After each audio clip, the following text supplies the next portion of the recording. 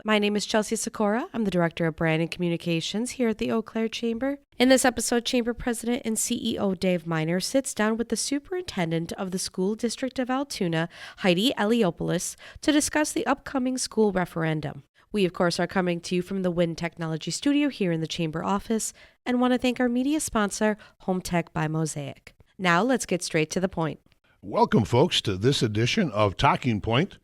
Today, we're going to be talking about investing in our future, really understanding the School District of Altoona referendum that is coming up and what impact that's going to have on our community, but why do we need it, and what that importance really is today. So again, welcome. I'd like to introduce our guest today is Heidi Eliopoulos, the current superintendent for the Altoona School District. Heidi, welcome. Thank you so much for having me, Dave. I'm thrilled to be here. We're always glad to have you here in our wonderful studio here in the chamber. So let's start off with, you've got a couple of weeks. I think we're 3.5 weeks away. We're talking about a school referendum that you're going to be dealing with that is a little over $15 million. Yeah. Let's start with, because I remember having a great conversation with somebody, I will say my age, of growing up, school districts maybe had these referendums once every 20 years, once every 25 years, whatever it was. Always building a school, that's what it was. Today we're seeing those more often. And so before we get into the why and what this money is going to be used for, how did we get here a little bit? Yeah, that's a really great question because the changes happen slowly and all of a sudden here we are in 2026. And the last time I saw the statistic, there were only 53 school districts in the state of Wisconsin that haven't been to an operating referendum, and Altoona is one of them. So an operating referendum is basically a referendum to help you pay your bills. So that's not where we're at right now, but it is an indication that there are financial needs in public education. So there's a couple things that are happening. One is that across the country, the birth rate is going down, and that is causing school districts across the country to have declining enrollment. So we've worked really hard in Altoona to make really tough decisions to live within our means, including reducing staff over the last 2 years. However, the referendum is necessary to complete the big projects. So we haven't had the funding to keep up with our greater needs. So kind of like your home, you hope not to need a loan to pay your bills every day. But if you're putting on new siding or putting on an addition or redoing an entire room or needing a new roof, sometimes you need financing to help pay for that. And that's where we are in Altoona, needing to take on a big project. So we're going to need a loan to get it done and then pay it off. And I want to go back and just highlight something there, because this is a question I get all the time. I talk a lot about our areas growing. Yeah. If you look at the DOA reports, Department of Administration from 2025, over the next 25 years, our area is supposed to grow by almost 14%. So when I'm talking with people, they're like, well, if we're growing, Dave, why are our schools declining? And it's a simple, really answer that we're not producing kids. Yes. But that's, I think, I just want to highlight that so people understand it, because I think sometimes when you start talking about it, they're like, well, if there's less kids, do we really need to fix things? But to your point of what you just said, the buildings still need to be protected and advanced. Correct. Yeah, and you're absolutely right. And that really rings true for us in Altoona. So the birth rate has been on a decline since 1971. It's projected to continue to decline about 1.5% every year over the next 10 years. In Altoona, for decades, we had been in the growth pattern. So when you look at our main campus, which is 4th grade through 12th grade, there are 14 different sections. So over time, would grow, would add on another little section, would grow, would add on another section. What happened, though, the combination of waning funding and that growth, we got into this reactive pattern. And so we were focusing on adding that additional square footage. And the good news is the rest of our equipment and our operations, we extended their life expectancy as long as we have equipment that is 20 years past its life expectancy. And so we've been constantly stretching and make everything last as long as we possibly can.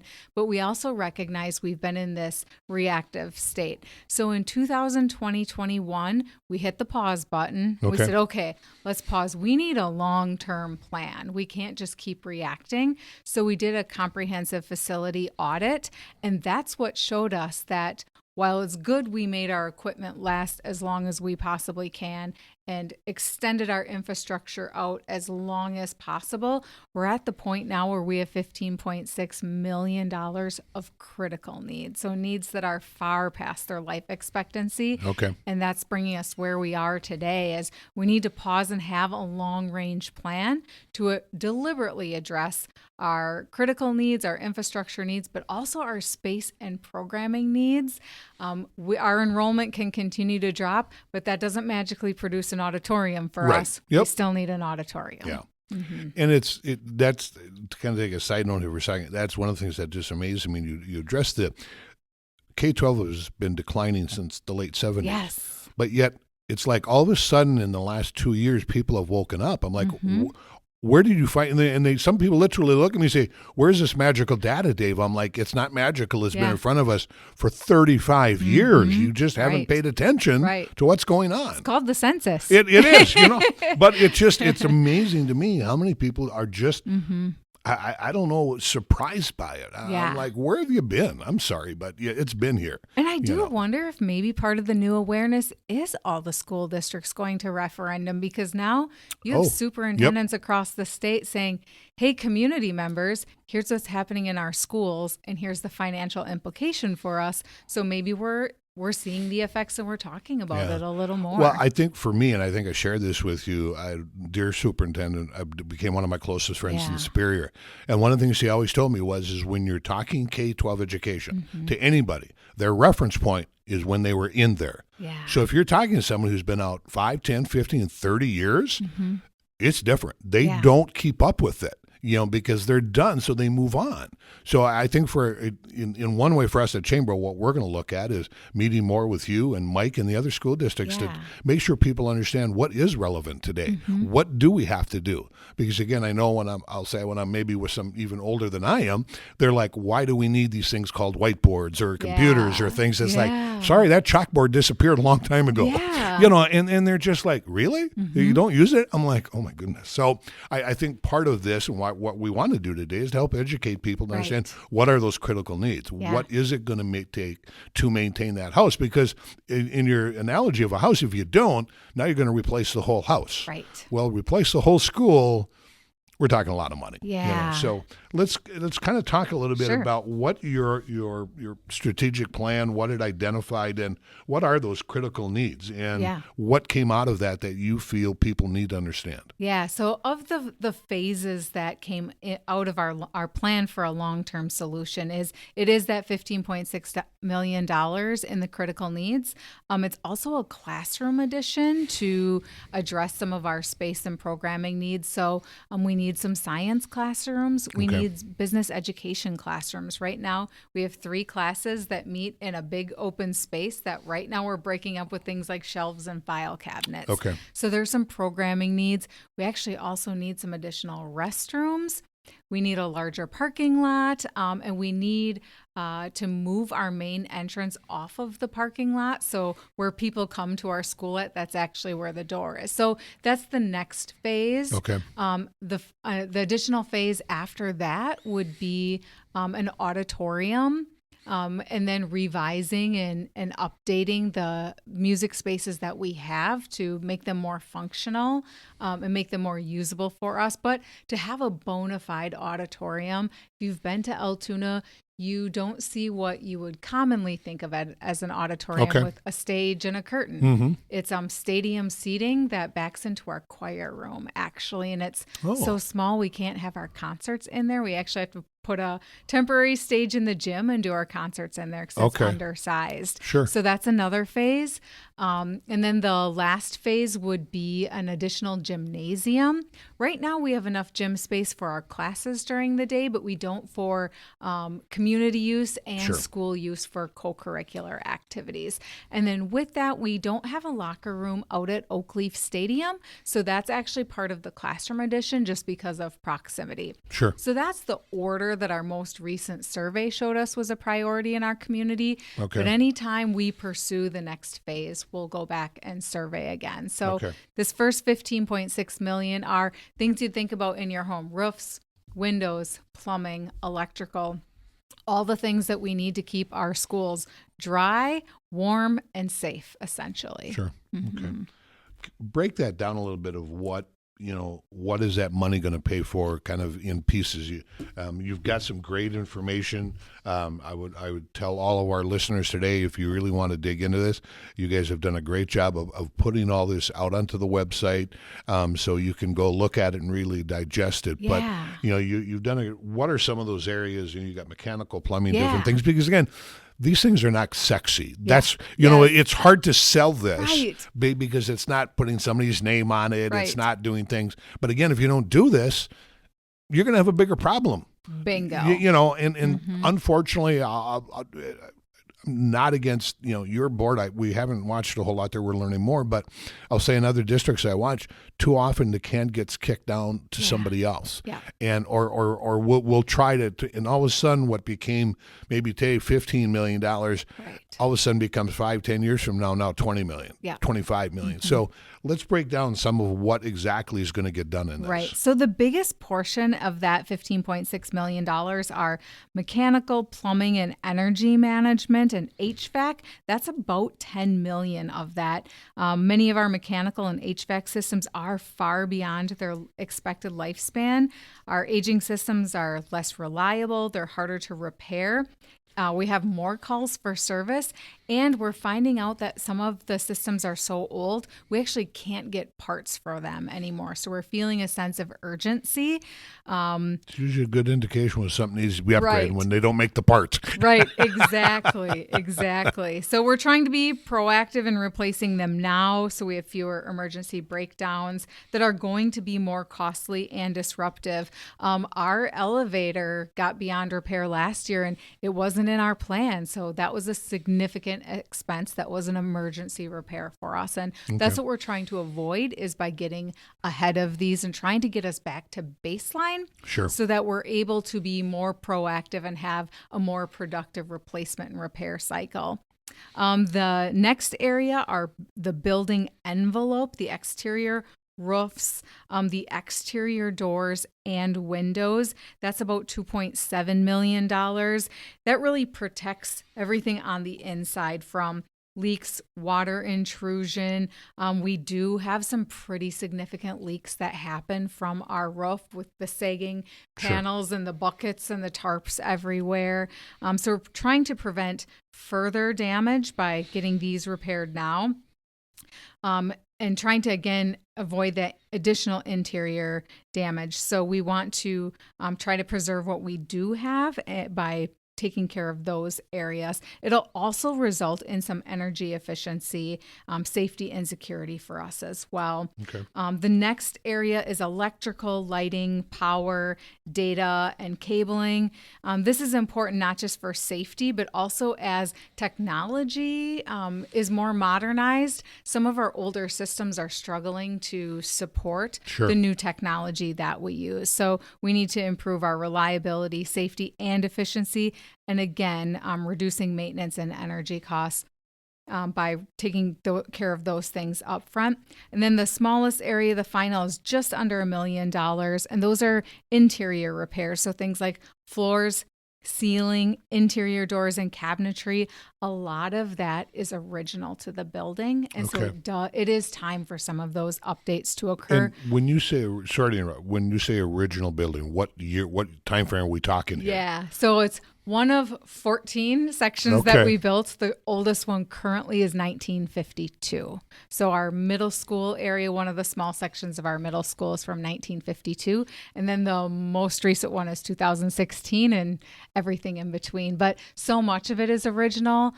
Just yesterday, we actually had 6 classrooms that flooded because of a plumbing problem. Oh so my gosh. 8th grade boys' bathroom plumbing problem. overnight. The middle school principal got to school and at 6:30 in the morning found an inch of standing water in a section of our school. So we adjusted, moved classes to different classrooms and got everything cleaned up. But that's the reality of having some of that original equipment there. Yeah. Okay. Sorry. But again, people just need to understand the basic truth.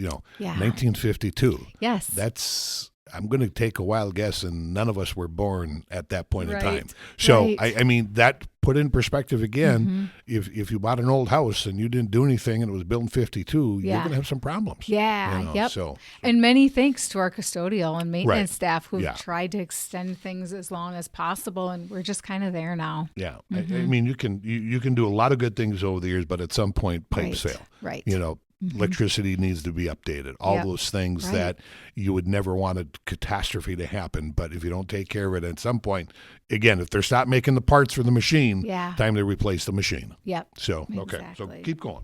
Yeah. So that's the summary of the pieces and parts of that $15.6 million, but it's all critical needs. And we're limited to spending on those critical needs. If we are fortunate, we're going to work with a construction management company that's going to help us stretch every dollar as far as we possibly can. So they're going to be advocates for us and make sure we're getting reliable, quality equipment and service. And if we are fortunate enough to stretch so far that we even come in under 15.6, we won't use it for football jerseys or textbooks or, a new chair for the superintendent's office. We'll stick to this scope of the work and just even go a little bit deeper into the list of repairs because there's plenty of them. Okay.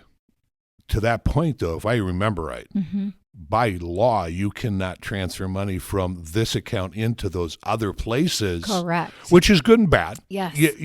Because, again, to me, one, it doesn't incentivize the school district sometimes to try and maybe sharpen the pencils tight because it's like, okay, if we can't move it, we might as well use it all. Yep. But you could use funds you save within the projects that would allow you to maybe do a little more. Yes. Okay. That's exactly right. The law is very explicit about that. And the referendum question on the ballot really is asking two things. It's asking if we have the voters' permission to take out a loan, and we need their permission because we're going to ask them to help us pay it back. And the second one is it specifically names the scope of the project. Okay. And we can't spend outside of that. So while we're addressing critical needs, if there are some dollars left over, we could maybe replace or repair something that's at life expectancy versus 20 years over. Sure. So our comprehensive facility audit looked at every single piece of our building. So we know what's next in line. So you've got a good list of if we do this, which is good because then now it's giving you an incentive to make sure every dollar is really being accounted for and spent wisely. And saves us in the future when the costs are going to be higher. Exactly. Yeah. So when you did your community analysis, did the data break down by age in that? Did you see differences a lot or was it consistent? Right. So that's a fantastic question. So we did break down by demographic groups.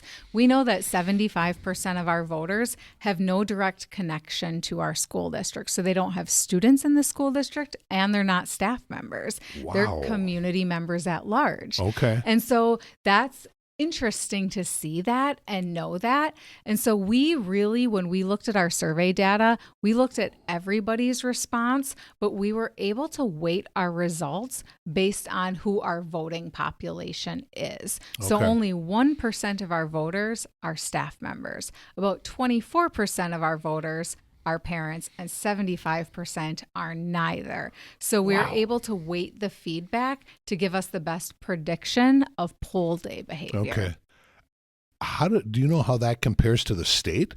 I mean, to other communities? I'm going to look into that. That just intrigues me because I don't know. I've known it from other communities, but that just seems to be very high to one piece. Yeah. So we actually brought in an outside firm to conduct the survey for us because number one, they're experts, but also then there's no internal bias with that. And so they said that's largely typical, but didn't provide any research or greater census data on it. Just saying it's about that for a typical community. Okay. I've never looked at it. So it's interesting you say that, because I would have guessed completely different. I would have thought much different. Yeah. Especially a community like Altoona that's been growing. That was my thought is, you guys, Altoona has what I believe still the fastest city growing in the state of Wisconsin. Yeah, it's a very fast but again, community. we go back to it's growing, but not necessarily bringing kids right. in, and, again, another question I get in Superior all the time with all of our downtown apartments. It's like, Dave, why are they building them? It's like, well, first of all, college kids are coming out with their first mortgage, right. and they got to pay that off. They're probably not going to have children, and their children are four-legged, and that's why all the apartments we have are dog cat friendly. Yep. Because that's what it's going to be. Yeah. So again, I keep saying it to remind people it's not what it was in 1950. We're not in that projection where we're going to have all those kids. Right. So yeah. So this will go to referendum in 3 weeks. Yeah. And again, the survey told you this because you asked during that research, you asked several different questions of other things. So how did you and the board come down to this is what we felt comfortable doing? Yeah. So really the survey was designed to walk us down a decision-making path. So the very first thing we did is we asked the community, okay, considering all the needs that we have, do you recommend that we build new or remodel what we have in phases? Okay. Overwhelmingly, the community said remodel what we have in phases. Okay, so that's our first fork in the road. Let's dig deeper into what that means. If we're going to remodel in phases, we know this $15.6 million is the most critical, but we may or may not be able to do an additional project at the same time. Here's what the 3 other projects are, and we explained it's a classroom addition for science and business ed. It's an auditorium, it's a gym. Of those 3 projects, which would you support the most? What's your highest priority? The answer to that question was the classroom addition. Okay. So then, we know that we should remodel in phases. Classroom addition is the most supported option, but are you comfortable helping us pay for this addition? Right. And so we checked tax tolerance, and that gave us the answer that, yep, they're comfortable supporting the $15.6 million, and that means the other 3 phases will come at a later time. Okay. And so that really walked us through and gave us a really clear picture of not only what does our community support in terms of a project scope, but also the tax tolerance, which will end up being $72 per 1,000. Okay. Yeah. So the average home value in Altoona is $250,000. So for the average taxpayer, it's going to be about $180 a year. Okay. All right. So taking this forward a little bit, then you have these next steps that you identify. Are there timeframes that you or the board is looking at, like when do we think this is going to happen? Yeah, that's a really important question. So we work with a financial advisor who's able to help us plan out down the road. Okay. So what we're going to do is work with our financial advisor of when can we approach the next phase that will have the lowest tax impact for our community. So there's existing debt right now that's going to be falling off in the next 3 or 4 years. Okay. So as debt is falling off, that'll naturally bring taxes down. And that's a good time to ask our community if they'll support another project, because we could do the next phase with actually creating a very small to almost no tax impact moving forward in the next stage. Okay. And again, we've addressed it a little bit. There's, multiple school districts across the state, cities, counties. How does the board, or how do you look at all of those going on, and even which is maybe the impact of all of that to your voter? Do you look into that in some phase? You have to. Okay. Because so just because we can go to referendum, we also have to understand if we should go to referendum. Right. At a point in time, there are school districts who are doing this every couple of years for operation, and their communities are experiencing referendum fatigue. Yeah. They're growing frustrated, say, hey, wait a second, what is going on that you keep coming back and asking us for more and more money? And while the school district's reasons are very legitimate with state funding, it is creating fatigue for their voters. So we do need to be mindful of that.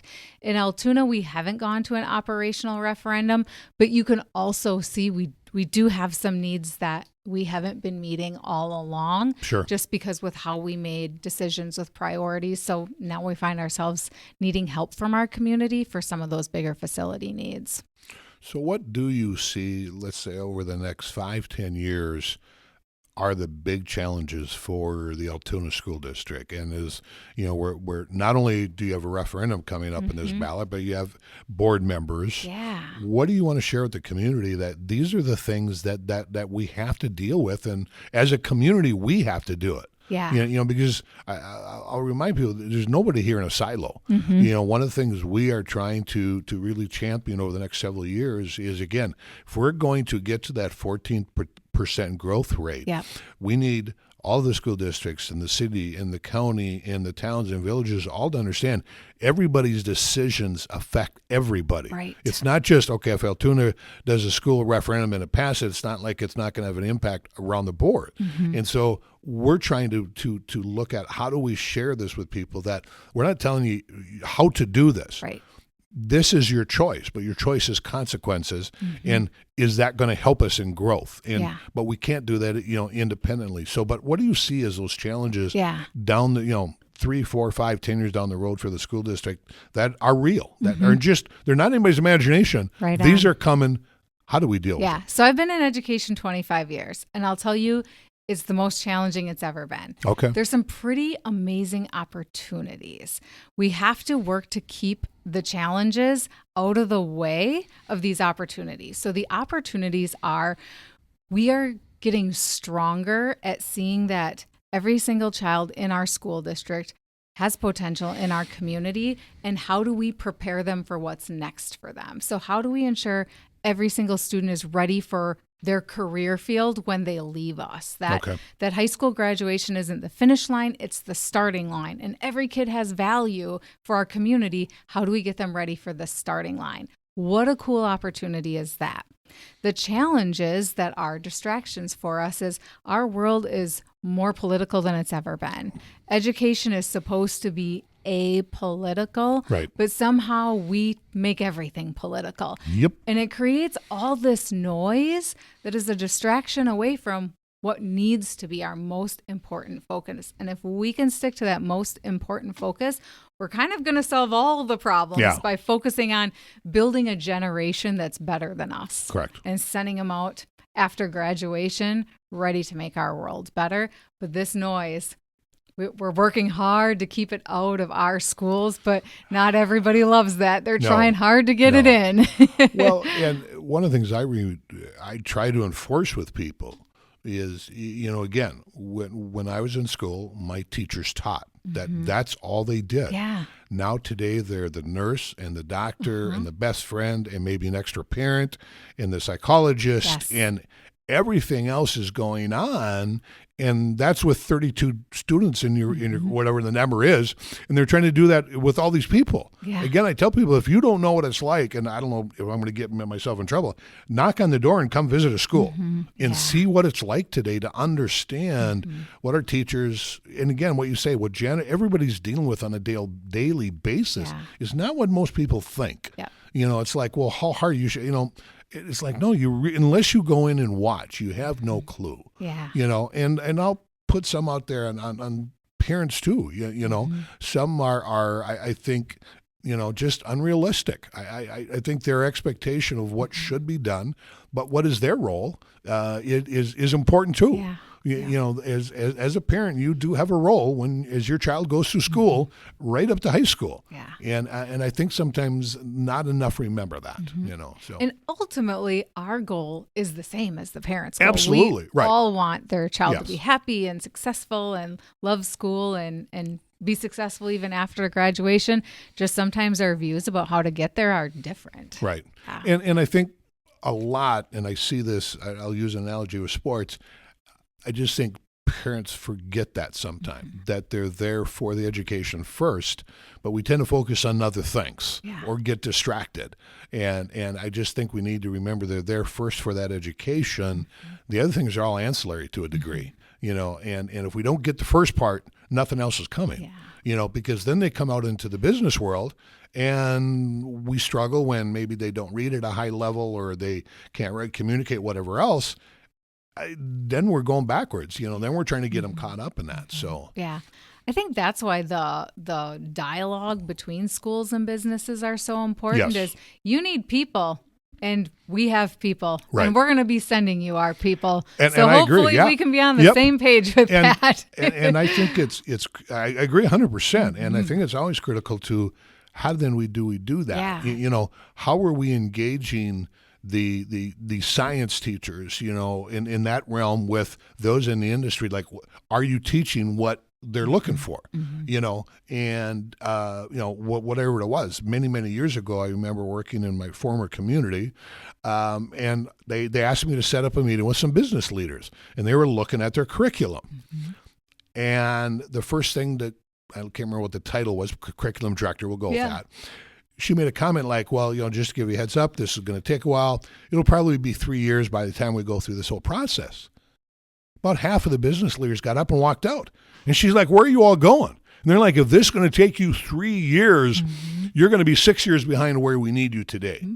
And one of the things that day taught me is to realize whether it's K-12, 2-year, 4-year, whatever, each moves at their pace. One or the other isn't wrong, but we have to figure out how do we merge the business to one of those to find that middle speed, to find that one where we can agree on this is how quick we can do things. Yeah. But if you're not engaged, you're never going to get there. And a really great example of that right now is AI. Yes. We can't take 10 years to come up with a plan of how we're going to incorporate AI into instruction because it's going to be very different by then. Like, ready or not, it's coming. We have to be nimble. Here, and we hear that every single day technology is here. Either you're going to adapt to it, even in our world, the chamber, I mean, we're I will say dipping our toes into it. Some of us are up to their knees, but I'm still trying to tread water a little bit. Yeah. But I am amazed by how many people just tell me they want nothing to do with it. And to one person a couple of weeks ago, I simply said, go ahead and retire then. Yeah. Because you're not going to move on. If you're going to ignore it, it's not going to work. Yeah. So I guess an open-ended question for you as we're going down this path. How can we at the Chamber then help you in this level of getting involved in the community? What more could we do for you? Yeah, there are so many. So we've done a lot with programming with whether it's youth apprentices or any sort of work-based learning. We've adjusted the way we do work-based learning. So it's not just work release anymore. We have employability skills rubrics that we assess student performance in the job place.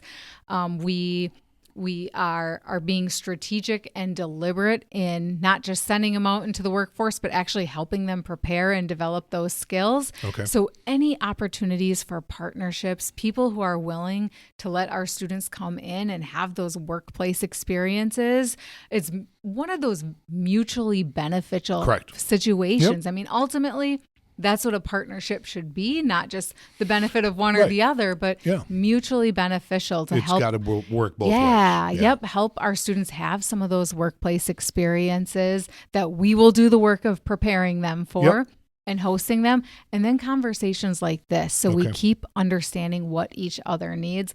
Ultimately, the purpose of a school system is to serve its surrounding community because we're creating your future business owners, your future elected officials, your future healthcare workers. They're all in our schools right now. Yeah.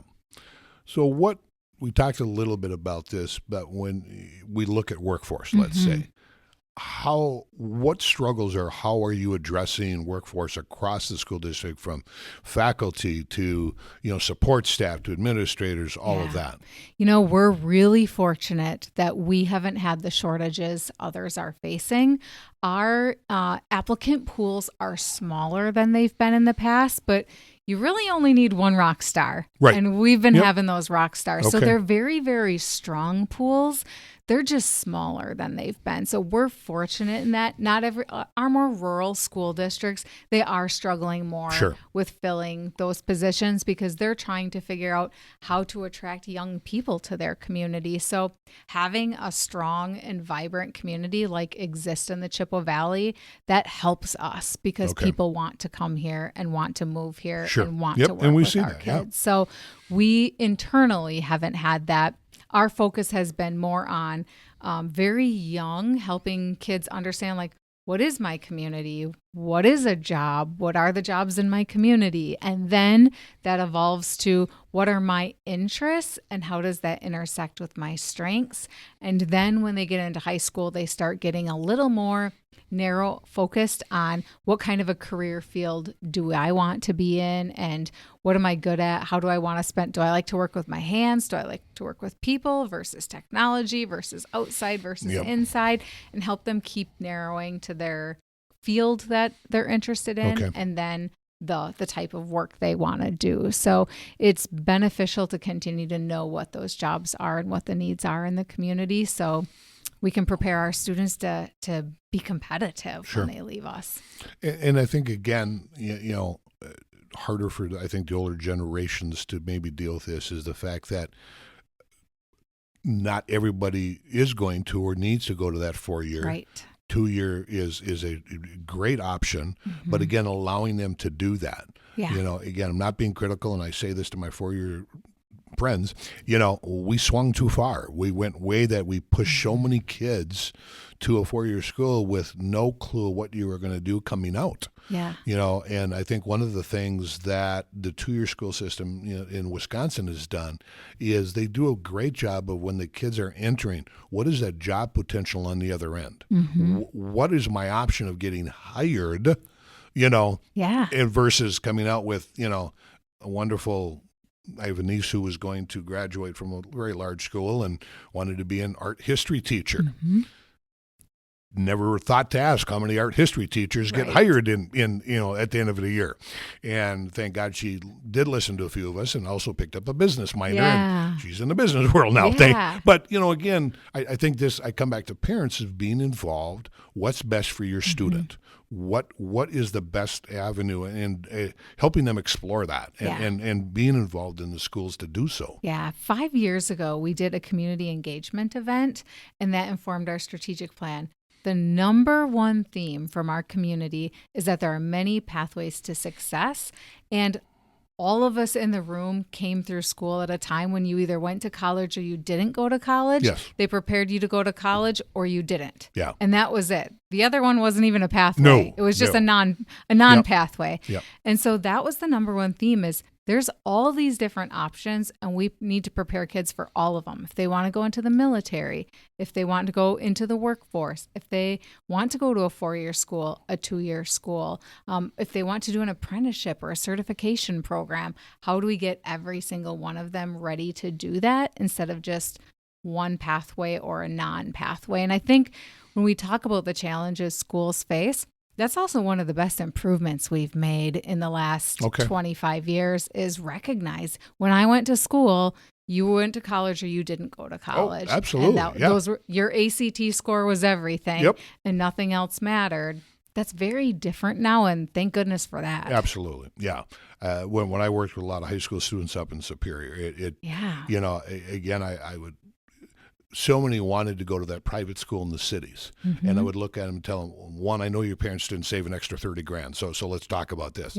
But there are other options for you to do this other than that one place. You know, so again, what do you want to do the rest of your life? And I think some of the things you're doing, a lot of the other K-12 schools are doing, is giving students that opportunity. You said youth apprenticeships, you know, find out what is that job like? You know, because so many of them see it. One of the challenges I always did, and I could probably come over to one of your schools and ask the same thing, but if I ask a question of 10 high school seniors, tell me what your mom and dad do every day, not where they go. Tell me physically what is it they do. Usually about 8 out of 10 have no clue. Well, if I can't get mom and dad on my side to win this fight, what chance, that's, I'm not going to give up, but that's what we're up against. Yeah. Is so many kids don't know. So when you talk about, like, I'm going to go in the medical field, Dave, okay, I don't want to be a doctor or nurse. Okay, great. How about the 10,000 jobs in between? Right. Do you understand what's there? So I think today schools are doing such a better job of helping kids and parents understand what are those options, what do I need to do to go on that path, and not just simply follow the curriculum because it's there. Yeah. So. And one of the worries or criticisms is there's this worry that if a student commits to a certain career field, like we're making them sign their name in blood. Yes. If they have a general idea of they want to do something in healthcare, that's a great first step. You don't have to decide that you want to be a podiatrist. Like, you don't need to do that, but at least know this is the type of work I want to do. It also makes the courses they take in high school that much more meaningful if they know it's leading to something besides a report card grade. Well, and there's, little things, and when you touch on medical, I would say probably 1 out of 2 every single year I talk to who want to go into nursing. Yeah. And I only do this because my father was a paramedic. It's like, okay, have you really ever seen somebody bleed a lot? And they look at me, they're like, what's, I'm like, you're going into nursing. Yeah. Do you understand what that means? Right. And so then send them to a hospital for a day, and 1 or 2 every single year to come back, and they're like, no, thank you. Yep. Nope, didn't know that's what it. And again, they didn't realize what was involved. They've gone to a doctor, they saw a nurse, but those things do happen, and you better be prepared for all of it. So, yeah. And that's also part of work-based learning experiences, is helping you figure out what you don't want to do in addition to what you want to do before you've invested time and money into additional training or a college degree that you realize you don't want to use. I mean, we all have that family member who went to school for this and isn't doing that. And they're going somewhere else now. Yeah. So, Or else the one I always loved was when kids wanted to take their passion and make it their life. Then they realized it's no longer my passion if I have to do that every day. Yeah. I love when I get to do it for fun, but if I got to do it in somebody's pants, wait a minute here. So not. So a couple more quick questions before we wrap this up. I'm kind of scattering here on you a little bit, but open enrollment. How is that affecting Altoona? Do you see a positive? Is it a negative? How does that shape out? That's a great question. So we're about 2 in to 1 out. So we're a net positive open enrollment. Okay. Open enrollment's kind of a double-edged sword. So the benefit of open enrollment for a public school is that's revenue that comes into your district that doesn't come from your taxpayers' pockets. So when Altoona was growing, a chunk of our growth was open enrollment. So that's additional revenue that's generated. The flip side of it is that only works for you if you have room for the additional students. So as we were growing, as we had high open enrollment, we still have pretty high open enrollment numbers. We're at about 20% of our students open enroll in from other areas. But you do have to have the space for that. So we went through a phase a couple of years ago where we actually had to close down 5 grade levels to open enrollment because we just didn't have room in them. Okay. So it's a way that we could manage our enrollment and our student body population. It worked, and we've come back down a little bit, that combined with birth rate. So now we only have 2 grade levels that are closed. But it is a benefit for school districts because it does generate revenue as long as you have the space and resources. Okay. But school districts do have the authority to set caps. Okay. So resident students will always be able to attend. Sure. But we do have to put caps in some areas where we have to say, oh, we're full to open enrollment. We just don't have the space. And what do you see as the top 1 or 2? Why are people open enrolling? What are they looking for? Specifically in Altoona, we get a lot of positive feedback about our size. Okay. So we're what would be considered a medium-sized school district. So we're about 110th in size out of 421 school districts in the state of Wisconsin. So that means we have smaller class sizes, and our students and families, they really know our staff and back and forth, but we're still able to provide large school district opportunities. So we have those work-based learning experiences. Okay. We have dual credits where kids can get post-secondary credit while still in high school. We have the same sports program offerings that bigger schools do. We have AP classes. We have world language. So we have some of those larger school district opportunities, but in a small school district setting. Okay. All right. So as we get close, what haven't I covered for you? What would you like to share with our listeners that you'd like to give them what's going on in Altoona School District? Yeah. Well, Dave, we've covered a lot. Welcome to Dave's world. Yeah. I love it. I think this is great. I think with all the challenges we face, Altoona is a really exciting place to be right now. I'm also extremely proud of the work that we've done over the last 5 years. I'd mentioned that community engagement event. We can point to things happening in our classrooms every single day that is the direct result of the feedback our community gave us. And that's something to be proud of. You know, everybody has a strategic plan, and some people put it on a poster or in a binder or make some committees. We actually put feet on it with annual goals so we can point to the outcomes, which have been on the rise in Altoona. Our academic outcomes are up. Social emotional learning, our career readiness, all our outcomes are up, and we can say we did this because our community told us it's important. We can draw that direct line, and I'm very proud of that in Altoona, that we took our community's feedback with sincerity and have made our school district better. Okay. Good. Well, thank you. Absolutely. Again, I just encourage people, if you live in Altoona or you own a business in Altoona, please, look into what's coming up on this referendum. Again, they've got great information on their website. It really details it out, I think, very clean and very clearly where the money is going to go, how it's going to get used, what the result is going to be. So, the big thing when you're going to vote, please be knowledgeable when you walk into that booth and not wait till you walk in and go eeny, meeny, miny and not know what you're going to do. So, Heidi, thank you for coming on. And again, please, folks, pay attention to our elections coming up because they do have results, and we'd love to have you be informed and know what's going on. So, Heidi, thank you. Thank you. To our listeners and the world out there, thank you for listening to our Talking Point edition, and we'll be coming up soon with another one. All right, and that's going to wrap up episode 12 of Talking Point. We want to thank everybody for tuning in today, and of course for Dave and Heidi. One quick reminder as we close out here is that the Chamber's signature event, Chamber Royale, is taking place on Thursday, April 16th. Registration is currently open, so be sure to get your seat at the table. And of course, none of this is possible without our media sponsor, Home Tech by Mosaic. Thank you again for tuning in, and we'll catch you in the next one.